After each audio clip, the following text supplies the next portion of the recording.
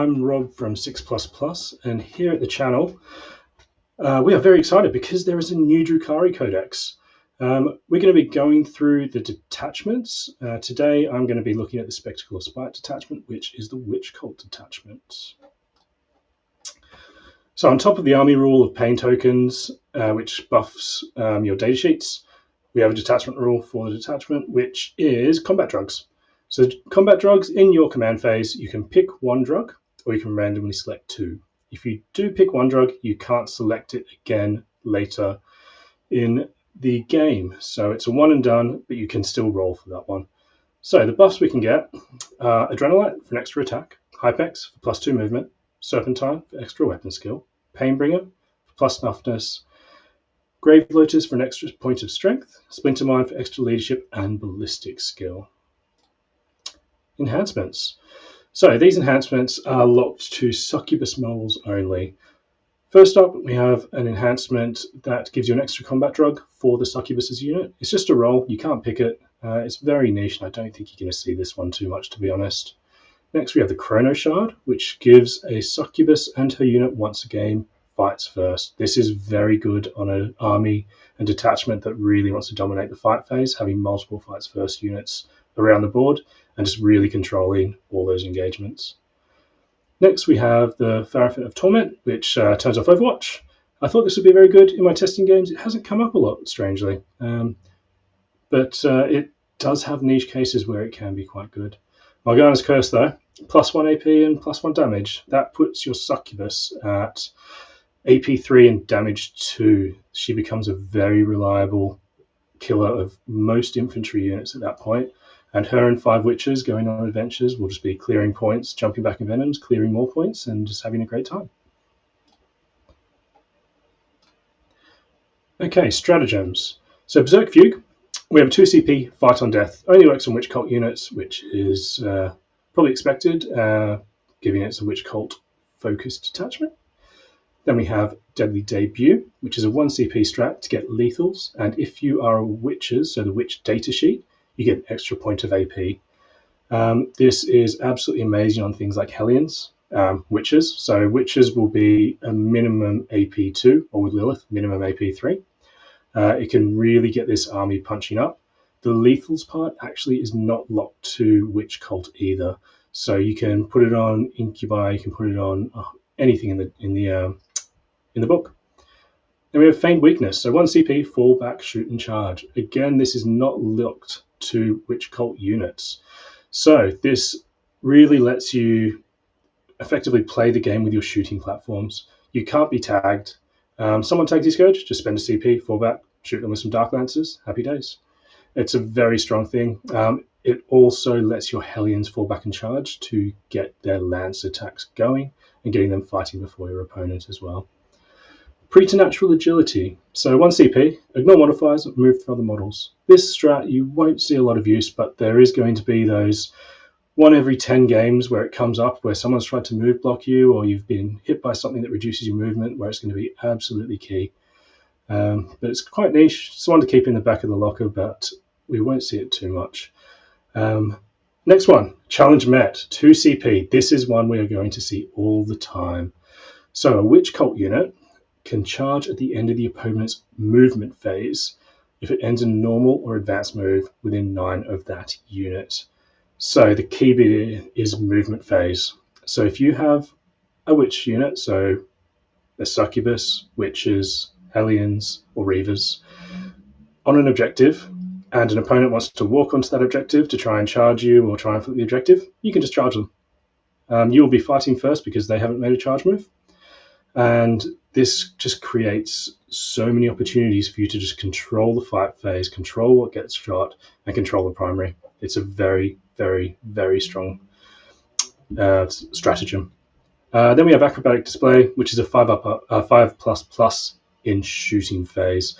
Again, very niche, but there is cases where it may come up if someone has decided not to move on to the objective because of the stratagem, a challenge met, and you think that they've undercommitted. So you might pop this just to secure some primary. Key units. So Lilith Harrispex is back. She is effectively exactly the same as before. She's lost rerolls from pain tokens. She gets her extra strength and extra AP ability that she used to get from the pain tokens now.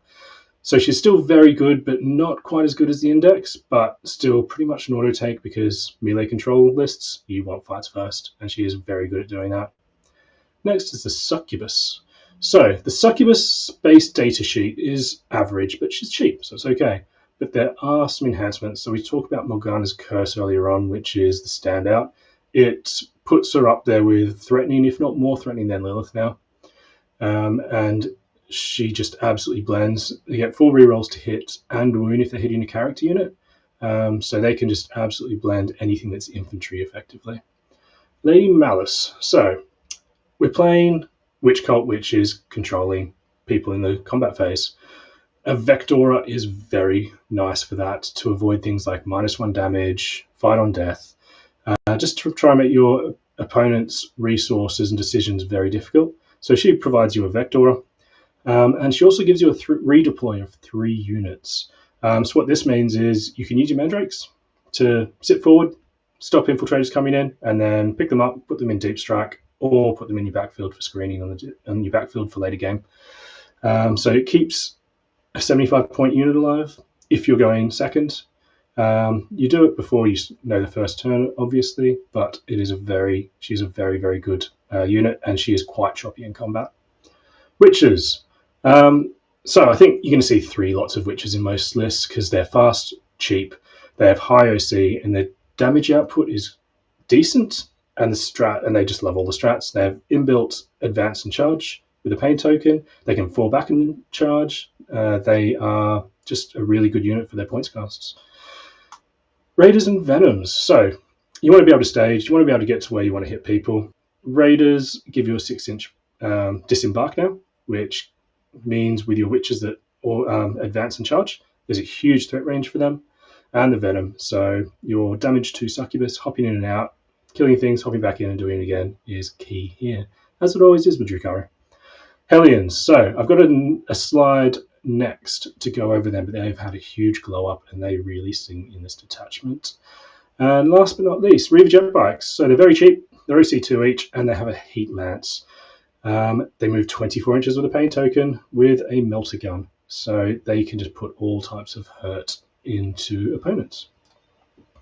Okay, Hellions. So they are your damage dealers now and your threat projection in this detachment. A 5-man can reliably pick up almost any other 5-man in the game that doesn't have a 2-up armor save, and they are relatively cheap. The 10-mans can threaten almost anything in the game, so we did some quick maths. On average, they'll do about 20, a bit more than 20 damage to a knight, or kill about 15 berserkers in a single activation if they make combat with all their friends, and combat drugs can make that even better as well. They have a 14-inch move. They are mounted, so it can be a little bit tricky to get them where they need to be, but you do have a +2 move for your combat drugs, so it's not too much of an issue. You have built-in deep strike on them, so the 10-man, I think almost every list will have a 10-man in deep strike, ready to rapid ingress and go punch something very key in your opponent's army. Their shooting is something that I was very surprised about in my test games. So they have 2 shots each, so it's 10 shots or 20 shots on a 5 and 10 man of just splinter rifles, but they're twin linked. And when you have twin linked guns, the weight of fire can just absolutely drown people in shots. When you roll your drugs, you might be hitting on 2s with them, and it's just weight of dice that just softens things up. And I'm talking about drugs. All drugs are very good buffs on. There's no drug in the table that they will not benefit from in almost all targets they go into. So most of the time, to be honest, I'm rolling for drugs when I'm using my Hellions, so I'm getting 2 buffs. Okay, an example list. So after about half a dozen games or so, this is kind of where I am. There is some tweaks that I would like to explore some more, but this is kind of the core of what I think a competitive Witch Cult list will be. So you've got Lady Malice with some Cabalites. You could swap that for some Incubi. I like the Cabalites because it gives you some nice home field sticky, and reroll wounds from the Cabalites is very strong on Lady Malice's melee attacks. Then we have an Archon with 5 Cabalites and a Venom.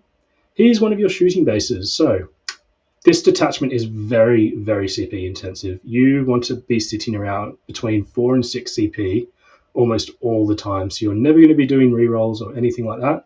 So what this Archon lets you do is go up, throw a free grenade, shoot some things, hop back in, or charge some things out of a Venom.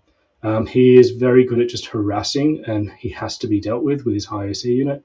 And he just complements the rest of the army really well. Lilith with 10 Witches, and then we have a Succubus with 10 Witches and a Raider. Depending on the matchup, I'd like to start one of them in the Raider, one of them on my front line, hidden somewhere, so I've got a heroic intervention threat if someone decides they want to send into me. Then we have the Succubus with 5 Witches and a Venom. This will be the damage 2 one, which will go out and do a very similar job to the Archon, where it'll just harass points. Then just 5 Witches to go and again harass points. BOC2, just be an absolute menace. Kill some chaff maybe, but mainly just flip points. Got some Mandrakes just to do our screening. 2 squads of Dark Lance Scourge. We have 20 Hellions, so a 10 and 2 5s. So the 10 will sit in Deep Strike, ready to rapid ingress and just collapse an entire flank of an army or take someone's home field. And we've got 2 5s for early scrapping. 2 Reavers, these guys, again, just to go out early, flip points, make things happen, make expensive units come out. The Kronos for Pain Token Generation, which effectively works exactly the same as Index, and a Ravager with Disintegrator Cannons. Dizzy Cannon Ravagers have had a massive glow up. They are 9 shots at Strength 6, AP 3, Damage 2, and they get reroll hits into a healthy target. So they can really just bring down a unit to only a couple of models, which lets your little witch units reliably pick them up. Okay, how the detachment plays. So the detachment is going to be one of the hardest detachments to play, but it'll be very rewarding when everything goes off. You can feel light on pain tokens into quite elite things. When you go dry, your Scourge, you only start with 1 in your command phase. Then you need to kill things to get them, so it can feel a little bit rough if you are not killing things. I think I've only had 1 game where I've run out of pain tokens been an issue, so if you are very careful, it's not too much of an issue. You just need to really think about where you need them. It excels at being a counter melee or pushing at mixed arms lists. So if someone wants to push into you, you've got fights first, fight on death, you can charge them in the charge phase, you can just absolutely ruin their day. And with mixed arms, you can just stretch them so far that they can only deal with one part of the board at a time. And you can choose which part that is and how little resource you put there. A challenge met is a huge factor into this. So it just makes all the engagements on your terms effectively, or makes some very hard decisions for your opponent, or they have to trade multiple units for one of your cheap units. They are a glass cannon. They can cause complex puzzles with all of their tricks for your opponent. The main weakness is AOC abilities and 2-up saves, and we are very CP hungry, so Hellions being AP1, no way to buffing it, is a bit of a problem for this list. But we have a weight of dice from the Witches as well, with good AP. But yeah, AOC and 2-up saves, that is where we have the risk of bouncing. So it's placing teams. It is a very strong teams list, I think. It's great into the counter melee option. If you put enough shooting in there, it can be effectively an all-comers. So it can just rely, when it's an all-comers list, it can play a lot of games to a close game. Even if you feel like you're on the back foot, you can just deny primary. It can punish any mistakes, so this works both ways. If your opponent does something wrong, you can jump on it and just push into their home field. You can kill their key units. But if you use your CP in the wrong way, or you lose a unit early, it can go very badly for you as well. There are some matchups that just won't like, so the examples I think I've found so far are Grey Knights, Tau, and some Marine builds, especially Deathwing Knights, it can struggle into there. Mass fight on death can be an issue as well if you're not very canny with how you lay your units. You can just lose your army in the combat phase, in your combat phase.